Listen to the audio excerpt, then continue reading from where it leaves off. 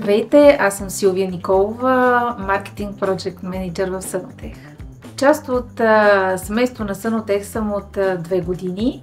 Всъщност Сънотех се избрахме взаимно, защото имаме обща визия, общи ценности и общи по-големи планове за развитие.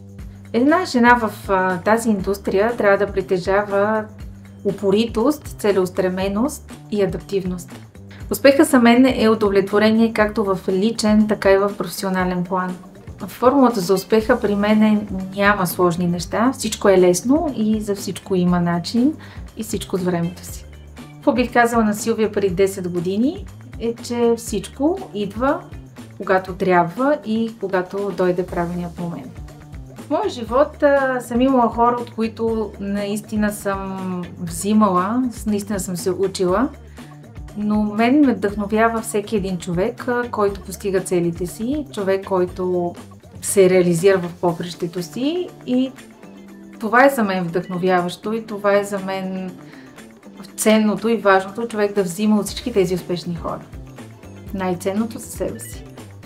Макси би казал, че майка му работи с хора. Майка му много говори, че работи в една много стъклена и красива сграда. Кекче или плоче? Кекче.